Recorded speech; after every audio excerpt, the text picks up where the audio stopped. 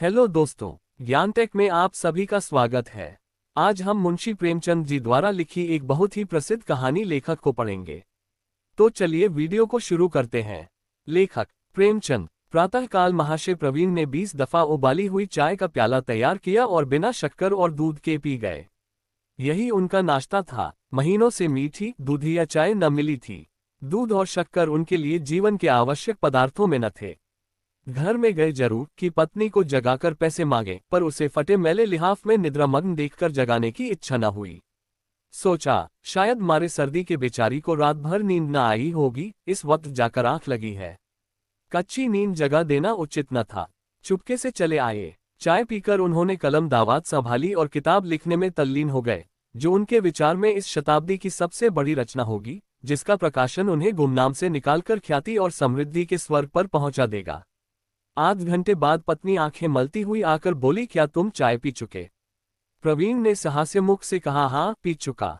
बहुत अच्छी बनी थी, पर दूध और शक्कर कहाँ से लाए? दूध और शक्कर तो कई दिन से नहीं मिलता। मुझे आजकल सादा चाय ज्यादा स्वादिष्ट लगती है।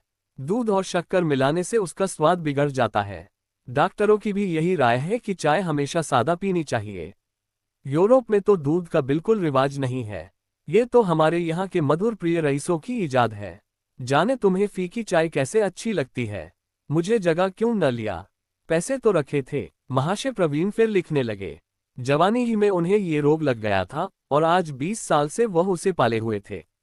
इस रोग में देह घुल गई, स्वास्थ्य घुल गए और 40 की अवस्था में बुढ़ापे ने आग घेरा, पर यह रोग असाध्य था।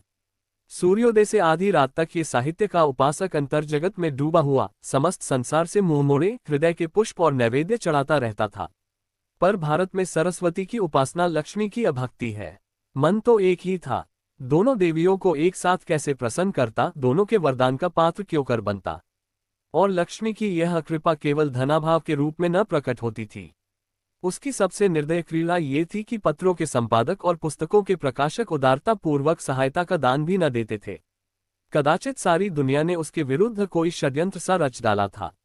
यहाँ तक कि इस निरंतर अभाव ने उसके आत्मविश्वास को जैसे कुचल दिया था। कदाचित अब उसे यह ज्ञात होने लगा था कि उसकी रचनाओं में कोई सार, कोई प्रतिभा नहीं है, और यह भावना अत्यंत हृदय विदारक थी। ये दुर्लभ मानव जीवन यूं ही नष्ट हो गया। ये तस्कीन भी नहीं कि संसार ने चाहे उसका सम्मान न किया हो, पर उसकी जीवनकृति इतनी तुच्छ नहीं।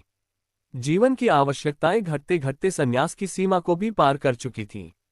अगर कोई संतोष था तो उसकी जीवन सहचरी त्याग और तप में उनसे भी 2 कदम आगे थी। सुमित्रा इस दशा में भी प्रसन्न थी। प्रवीण जी को दुनिया से शिकायत हो, पर सुमित्रा जैसे गेंद में भरी हुई वायु की भांति उन्हें बाहर की ठोकरें से बचाती रहती थी। अपने भाग्य का रोना तो दूर की बात थी, इस देवी ने कभी माथे पर बल भी न आने दिया। सुमित्रा ने चाय का प्याला समेटते हुए कहा, तो जाकर घंटा आध घंटा कहीं घूम फिर क्यों नहीं आते? जब मालूम हो गया कि प्राण देकर काम करने से भी कोई नतीजा नहीं, तो व्यर्थ क्यों सिर खपाते हो? प्रवीण ने बिना मस्तक उठाए कागज पर कलम चलाते हुए कहा, लिखने में कम से कम ये संतोष तो होता है कि कुछ कर रहा हूं। सैर करने में तो मुझे ऐसा जान पड़ता कि समय का नाश कर रहा हूं। यह इतने पढ़े लिखे आदमी नित्य प्रति हवा खाने जाते हैं तो अपने समय का नाश करते हैं, मगर इनमें अधिकांश वही लोग हैं जिनके सैर करने से उनकी आमदनी में बिल्कुल कमी नहीं होती। अधिकांश तो सरकारी नौकर हैं जिनको मासिक वेतन मिलता है, या तो ऐसे पेशों के लोग हैं जिनका लोग आदर करते हैं। मैं तो मिल का मजूर हूं। तुमने किसी मजूर को हवा खाते देखा है? जिन्हें भोजन की कमी नहीं, उन्हीं को हवा खाने की भी जरूरत है। जिनको रोटियों के लाले हैं वे हवा खाने नहीं जाते। फिर स्वास्थ्य और जीवन वृद्धि की जरूरत उन लोगों को है जिनके जीवन में आनंद और स्वाद है। मेरे लिए तो जीवन भार है। इस भार को सिर पर कुछ दिन और बनाए रहने की अभिलाषा मुझे नहीं है। सुमित्रा निराशा में डूबे हुए शब्द सुनकर आंखों में आंसू भरे अंदर चली गई। उसका दिल कहता था, इस तपस्वी की कीर्ति कौमुदी एक दिन अवश्य फैलेगी, चाहे लक्ष्मी की अकृपा बनी रहे। किंतु प्रवीण महोदय अब निराशा की उस सीमा तक पहुंच चुके थे जहां से प्रतिकूल दिशा में उदय होने वाली आशा में उषा की लाली भी नहीं दिखाई देती थी। 2 एक रईस के यहाँ कोई उत्सव है। उसने महाशय प्रवीण को भी निमंत्रित किया है। आज उनका मन आनंद के घोड़े पर बैठा हुआ नाच रहा है। सारे दिन वह इसी कल्पना में मग्न रहे। राजा साहब किन शब्दों में उनका स्वागत करेंगे और वह किन शब्दों में उनको धन्यवाद देंगे, किन प्रसंगों पर वार्तालाप होगा और वहां किन महानुभावों से उनका परिचय होगा, सारे दिन वह इन्हीं कल्पनाओं का आनंद उठाते रहे। इस अवसर के लिए उन्होंने एक कविता भी रची जिसमें उन्होंने जीवन की एक उद्यान से तुलना की थी। अपनी सारी धारणाओं की उन्होंने आज उपेक्षा कर दी क्योंकि रईसों के मनोभावों को वह आघात न पहुंचा सकते थे। दोपहर ही से उन्होंने तैयारियां शुरू की। हजामत बनाए, साबुन से नहाया, सिर में तेल डाला। मुश्किल कपड़ों की थी। मुद्दत गुजरी जब उन्होंने एक अचकन बनवाई थी। उसकी दशा भी उन्हीं की दशा जैसी जीर्ण हो चुकी थी। जैसा जरा सी सर्दी या गर्मी से उन्हें जुकाम या सिरदर्द हो जाता था, उसी तरह वह अचकन भी नाजुक मिजाज थी। उसे निकाला और झाड़ पोंछ कर रखा। सुमित्रा ने कहा, तुमने व्यर्थ ही यह निमंत्रण स्वीकार किया। लिख देते, मेरी तबीयत अच्छी नहीं है। इन फटेहालों जाना तो और भी बुरा है। प्रवीण ने दार्शनिक गंभीरता से कहा, जिन्हें ईश्वर ने हृदय और परख दी है, वे आदमियों की पोशाक नहीं देखते, उनके गुण और चरित्र देखते हैं। आखिर कुछ बात तो है कि राजा साहब ने मुझे निमंत्रित किया। मैं कोई ओहदेदार नहीं, जमींदार नहीं, जागीरदार नहीं, ठेकेदार नहीं, केवल एक साधारण लेखक हूँ। लेखक का मूल्य उसकी रचनाएं होती हैं। इस एतबार से मुझे किसी भी लेखक से लज्जित होने का कारण नहीं है। सुमित्रा उनकी सरलता पर दया करके बोली, तुम कल्पनाओं के संसार में रहते रहते प्रत्यक्ष संसार से अलग हो गए हो। मैं कहती हूँ, राजा साहब के यहाँ लोगों की निगाह सबसे ज्यादा कपड़ों पर ही पड़ेगी। सरलता जरूर अच्छी चीज है, पर इसका अर्थ ये तो नहीं कि आदमी फूहड़ बन जाए। प्रवीण को इस कथन में कुछ सार जान पड़ा। विद्वज्जनों की भांति उन्हें भी अपनी भूलों को स्वीकार करने में कुछ विलंब न होता था। बोले, मैं समझता हूँ, दीपक जल जाने के बाद जाऊं। मैं तो कहती हूँ, जाओ ही क्यों। अब तुम्हें कैसे समझाऊं, प्रत्येक प्राणी के मन में आदर और सम्मान की एक क्षुधा होती है। तुम पूछोगी, ये एक क्षुधा क्यों होती है? इसलिए कि यह हमारे आत्मविश्वास की एक मंजिल है। हम उस महान सत्ता के सूक्ष्मांश हैं जो समस्त ब्रह्मांड में व्याप्त हैं। अंश में पूर्ण के गुणों का होना लाजिमी है। इसलिए कीर्ति और सम्मान, आत्मोन्नति और ज्ञान की ओर हमारी स्वाभाविक रुचि है। मैं इस लालसा को बुरा नहीं समझता। सुमित्रा ने गला छुड़ाने के लिए कहा, अच्छा भाई, जाओ। मैं तुमसे बहस नहीं करती, लेकिन कल के लिए कोई व्यवस्था करते आना, क्योंकि मेरे पास केवल एक आना और रह गया है। जिनसे उधार मिल सकता था उनसे ले चुकी और जिससे लिया उसे देने की नौबत नहीं आई। मुझे तो और अब कोई उपाय नहीं सूझता। प्रवीण ने एक क्षण के बाद कहा, 2 पत्रिकाओं से मेरे लेखों के रुपये आने वाले हैं। शायद कल तक आ जाया, और अगर कल उपवास ही करना पड़े तो क्या चिंता। हमारा धर्म है काम करना। हम काम करते हैं और तन मन से करते हैं। अगर इस पर भी हमें फाका करना पड़े तो मेरा दोष नहीं। मर ही तो जाऊंगा। हमारे जैसे लाखों आदमी रोज मरते हैं। संसार का काम ज्यों का त्यों चलता रहता है। फिर इसका क्या गम कि हम भूखों मर जाएंगे। मौत डरने की वस्तु नहीं। मैं तो कबीरपंथियों का कायल हूँ जो अर्थी को गाते बजाते ले जाते हैं। मैं इससे नहीं डरता। तुम ही कहो, मैं जो कुछ करता हूँ इससे अधिक और कुछ मेरी शक्ति के बाहर है या नहीं। सारी दुनिया मीठी नींद सोती होती है और मैं कलम लिए बैठा रहता हूँ। लियाग हंसी दिल लगी, आमोद प्रमोद करते रहते हैं, मेरे लिए वह सब हराम है। यहाँ तक कि महीनों से हंसने की नौबत नहीं आई। होली के दिन भी मैंने तातील नहीं मनाई।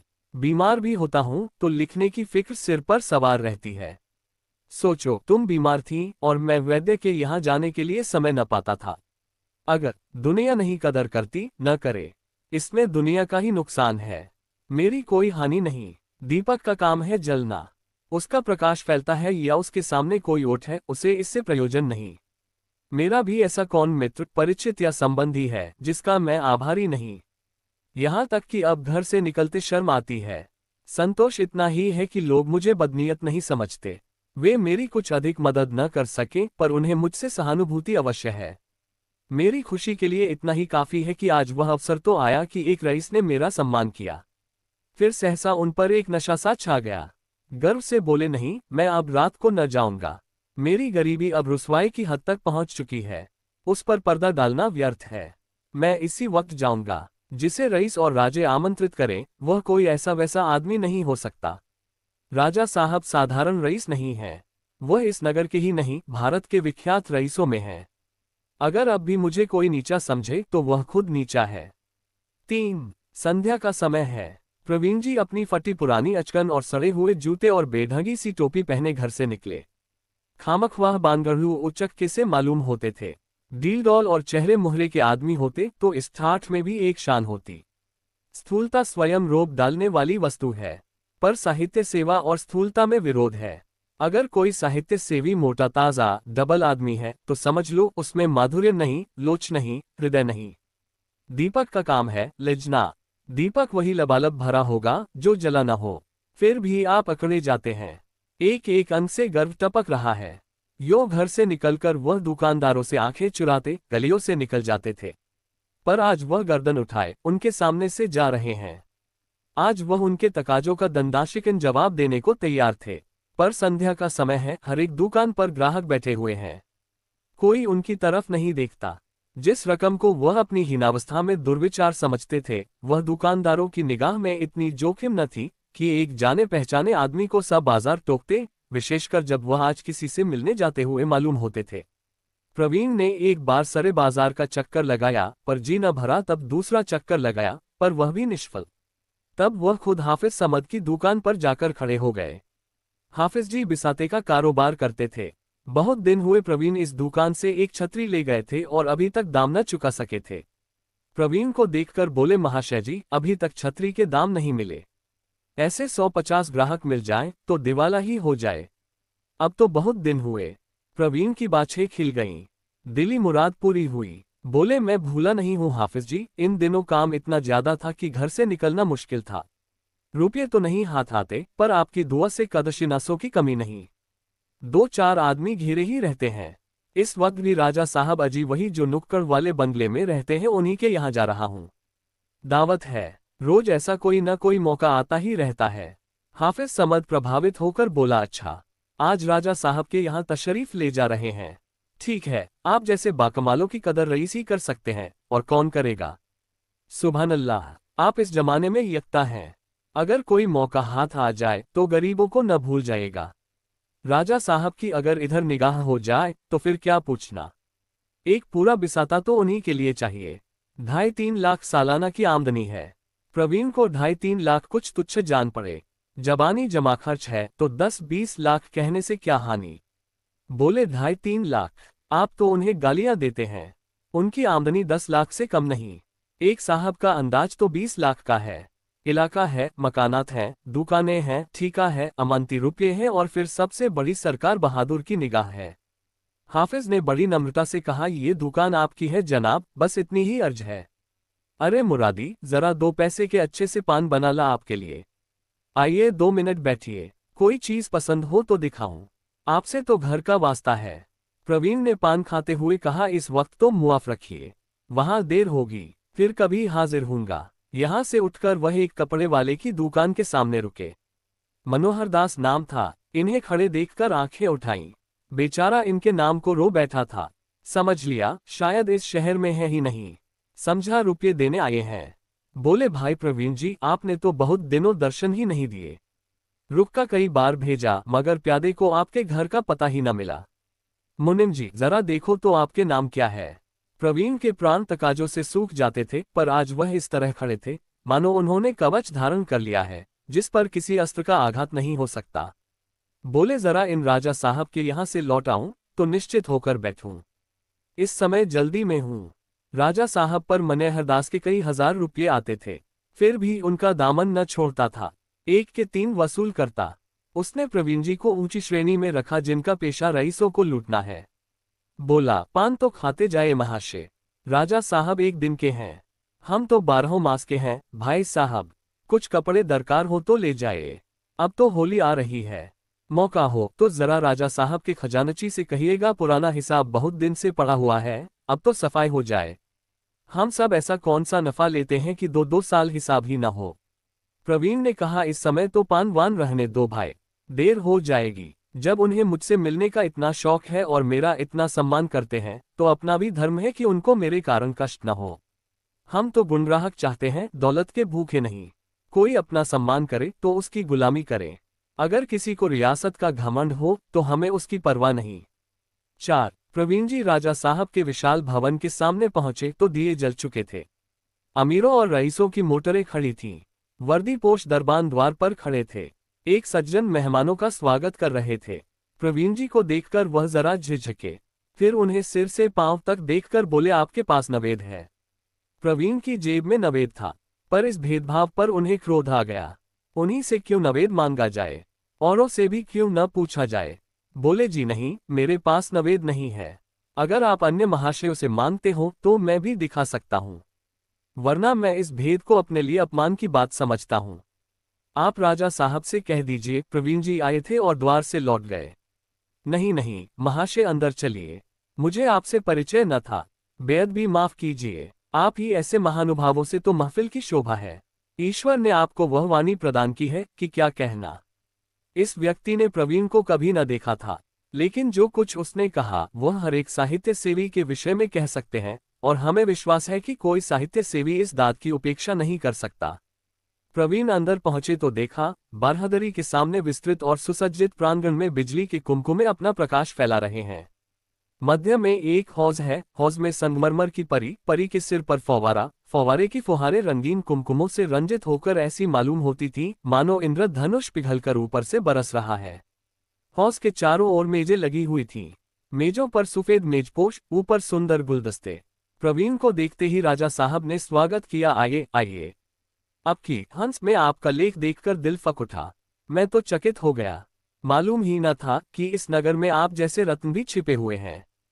फिर उपस्थित सज्जनों से उनका परिचय देने लगे। आपने महाशय प्रवीण का नाम तो सुना होगा, वह आप ही हैं। क्या माधुर्य है, क्या ओज है, क्या भाव है, क्या भाषा है, क्या सूझ है, क्या चमत्कार है, क्या प्रवाह है कि वाह वाह, मेरी तो आत्मा जैसे नृत्य करने लगती है। एक सज्जन ने, जो अंग्रेजी सूट में थे, प्रवीण को ऐसी निगाह से देखा मानो वह चिड़ियाघर के कोई जीव हो, और बोले आपने अंग्रेजी के कवियों का भी अध्ययन किया है, बायरन, शैली, कीट्स आदि। प्रवीण ने रुखाई से जवाब दिया, जी हाँ, थोड़ा बहुत देखा तो है। आप इन महाकवियों में से किसी की रचनाओं का अनुवाद कर दें तो आज हिंदी भाषा की अमर सेवा करें। प्रवीण अपने को बायरन, शैली आदि से जौ भर भी कम न समझते थे। वह अंग्रेजी के कवि थे। उनकी भाषा, शैली, विषय व्यंजना सभी अंग्रेज की रुचि के अनुकूल था। उनका अनुवाद करना वह अपने लिए गौरव की बात न समझते थे, उसी तरह जैसे वे उनकी रचनाओं का अनुवाद करना अपने लिए गौरव की वस्तु न समझते। बोले हमारे यहाँ आत्मदर्शन का अभी इतना अभाव नहीं है कि हम विदेशी कवियों से भिक्षा मांगे। मेरा विचार है कि कम से कम इस विषय में भारत अब भी पश्चिम को कुछ सिखा सकता है। यह अनर्गल बात थी। अंग्रेजी के भक्त महाशय ने प्रवीण को पागल समझा। राजा साहब ने प्रवीण को ऐसी आंखों से देखा जो कह रही थी जरा मौका महल देखकर बातें करो, और बोले अंग्रेजी साहित्य का क्या पूछना, कविता में तो वह अपना जोर नहीं रखता। अंग्रेजी के भक्त महाशय ने प्रवीण को सगव नेत्रों से देखा। हमारे कवियों ने अभी तक कविता का अर्थ ही नहीं समझा, अभी तक वियोग और नक्शिक को कविता का आधार बनाए हुए हैं। प्रवीण ने ईंट का जवाब पत्थर से दिया, मेरा विचार है कि आपने वर्तमान कवियों का अध्ययन नहीं किया, या किया तो उतरी आंखों से। राजा साहब ने अब प्रवीण की जबान बंद कर देने का निश्चय किया। आप मिस्टर परांजपे हैं, प्रवीण जी। आपके लेख अंग्रेजी पत्रों में छपते हैं और बड़े आदर की दृष्टि से देखे जाते हैं। उसका आशय ये था कि अब आप न बहकिए। प्रवीण समझ गए। परांजपे के सामने उन्हें नीचा देखना पड़ा। विदेशी वेशभूषा और भाषा का ये भक्त जातिद्रोही होकर भी इतना सम्मान पाए, यह उनके लिए असह्य था। पर क्या करते। उसी भेष के एक दूसरे सज्जन आए। राजा साहब ने तपाक से उनका अभिवादन किया, आइए डॉक्टर चड्ढा, कैसे मिजाज हैं। डॉक्टर साहब ने राजा साहब से हाथ मिलाया और फिर प्रवीण की ओर जिज्ञासा भरी आंखों से देखकर पूछा, आपकी तारीफ। राजा साहब ने प्रवीण का परिचय दिया, आप महाशय प्रवीण हैं, आप भाषा के अच्छे कवि और लेखक हैं। डॉक्टर साहब ने एक खास अंदाज से कहा, अच्छा, आप कवि हैं, और बिना कुछ पूछे आगे बढ़ गए। फिर उसी भेष में एक और महाशय पधारे। ये नामी बैरिस्टर थे। राजा साहब ने उनसे भी प्रवीण का परिचय कराया। उन्होंने भी उसी अंदाज में कहा, अच्छा, आप कवि हैं, और आगे बढ़ गए। यही अभिनय कई बार हुआ, और हर बार प्रवीण को यही दाद मिली, अच्छा, आप कवि हैं। ये वाक्य हर बार प्रवीण के हृदय पर एक नया आघात पहुंचाता था। उसके नीचे जो भाव था उसे प्रवीण खूब समझते थे। उसका सीधा सादा आशय ये था कि तुम अपने ख्याली पुलाव पकाते हो, पकाओ, यहाँ तुम्हारा क्या प्रयोजन, तुम्हारा इतना साहस कि तुम इस सभ्य समाज में बेधक आओ। प्रवीण मन ही मन अपने ऊपर झुंझला रहे थे। निमंत्रण पाकर उन्होंने अपने को धन्य माना था, पर यहाँ आकर उनका जितना अपमान हो रहा था, उसके देखते तो वह संतोष की कुटिया स्वर्ग थी। उन्होंने अपने मन को धिक्कारा, तुम जैसे सम्मान के लोभियों का ये दंड है। अब तो आंखें खुली, तुम कितने सम्मान के पात्र हो। तुम इस स्वार्थमय संसार में किसी के काम नहीं आ सकते। वकील बैरिस्टर तुम्हारा सम्मान क्यों करें? तुम उनके मुवक्किल नहीं हो सकते, न उन्हें तुम्हारे द्वारा कोई मुकदमा पाने की आशा है। डॉक्टर या हकीम तुम्हारा सम्मान क्यों करें? उन्हें तुम्हारे घर बिना फीस आने की इच्छा नहीं। तुम लिखने के लिए बने हो, लिखे जाओ बस, और संसार में तुम्हारा कोई प्रयोजन नहीं। सहसा लोगों में हलचल पड़ गई। आज के प्रधान अतिथि का आगमन हुआ। यह महाशय हाईकोर्ट के जज नियुक्त हुए थे। इसी उपलक्ष्य में ये जलसा हो रहा था। राजा साहब ने लपककर जल्द हाथ मिलाया और आकर प्रवीण जी से बोले, आप अपनी कविता तो लिख ही लाए होंगे। प्रवीण ने कहा, मैंने कोई कविता नहीं लिखी। सच? तब तो आपने गजब ही कर दिया। अरे भले आदमी, अब से कोई चीज लिख डालो, 2 ही 4 पंक्तियां हो जाएं। बस, ऐसे अवसर पर एक कविता का पढ़ा जाना लाजिमी है। मैं इतनी जल्दी कोई चीज नहीं लिख सकता। मैंने व्यर्थ ही इतने आदमियों से आपका परिचय कराया। बिल्कुल व्यर्थ। अरे भाईजान, किसी प्राचीन कवि की ही कोई चीज सुना दीजिए। यहाँ कौन जानता है? जी नहीं, क्षमा कीजिएगा, मैं भाट नहीं हूँ, न कथक हूँ। ये कहते हुए प्रवीण जी तुरंत वहां से चल दिए। घर पहुंचे तो उनका चेहरा खिला हुआ था। सुमित्रा ने प्रसन्न होकर पूछा, इतनी जल्दी कैसे आ गए? मेरी वहां कोई जरूरत न थी। चलो, चेहरा खिला हुआ है, खूब सम्मान हुआ होगा। हाँ, सम्मान तो जैसी आशा न थी वैसा हुआ। खुश बहुत हो इसी से कि आज मुझे हमेशा के लिए सबक मिल गया। मैं दीपक हूँ और जलने के लिए बना हूँ। आज मैं इस तत्व को भूल गया था। ईश्वर ने मुझे ज्यादा बहकने न दिया। मेरी यह कुटिया ही मेरे लिए स्वर्ग है। मैं आज ये तत्व पा गया कि साहित्य सेवा पूरी तपस्या है।